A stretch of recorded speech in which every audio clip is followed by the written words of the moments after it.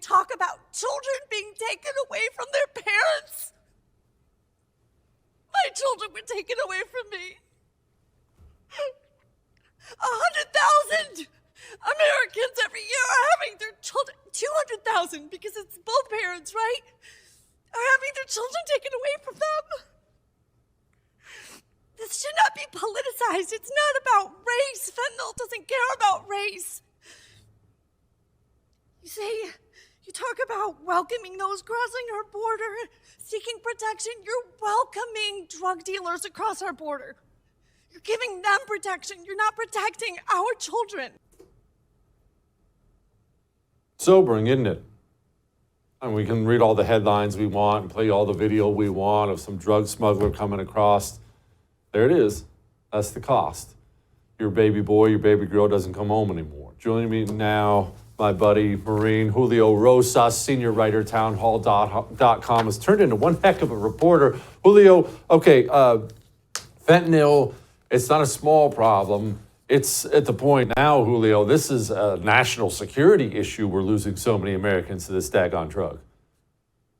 Exactly, and that's why when you see the Biden administration trying to say that that they're making progress by the amount that is being seized at the ports of entry is not exactly correct, because the reason why we're seizing a lot more fentanyl pills is because the drug cartels are sending a lot more through. And that's why when we're talking about the border crisis, it's not just the families or the children that you see coming across. It's also manifested itself in this way. And that's a big problem, because now not only are they making a lot of money off of the people that want to cross illegally, they're, of course, now making a lot more money off of this drug because they're able to get so much through these days, unfortunately.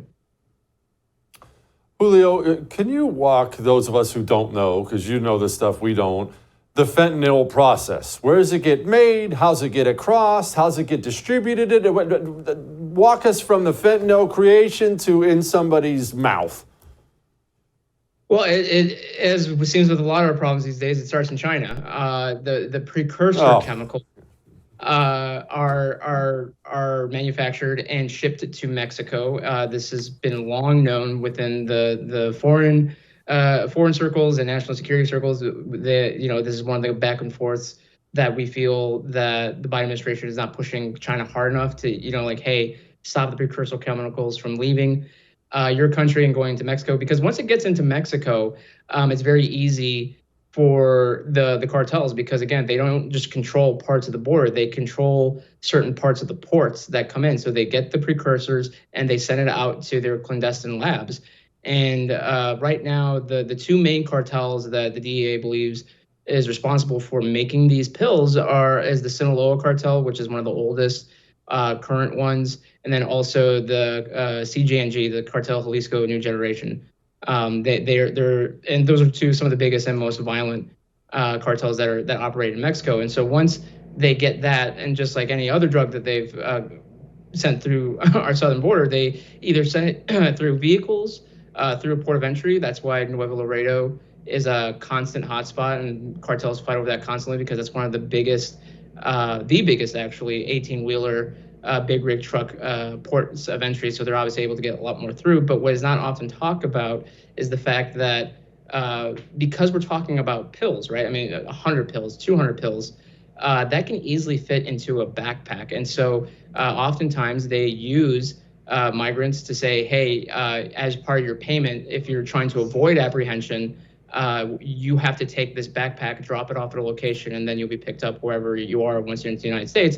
Or they send their regular drug runners through, because we're not talking about 80, 90, 100 pounds, sacks of marijuana anymore. And that's the other problem with fentanyl, is that this is not limited to a growing season. You can, as long as you got a pill press operation, you can crank out as many as you can in a given hour. So that is one of the main issues that we're dealing with fentanyl, because it's no longer these giant fields of, in Colombia, coca leaves, or Mexico marijuana fields. It can fit into warehouses, it can fit into a small house, because that's how much easier it is to make. And the last thing I'll say is that it's been reported that the cartels know how dangerous this drug is, and they also know how profitable it is. And so there's only a few places you can actually buy fentanyl pills in Mexico, and that's usually in the slums of Tijuana or Juarez.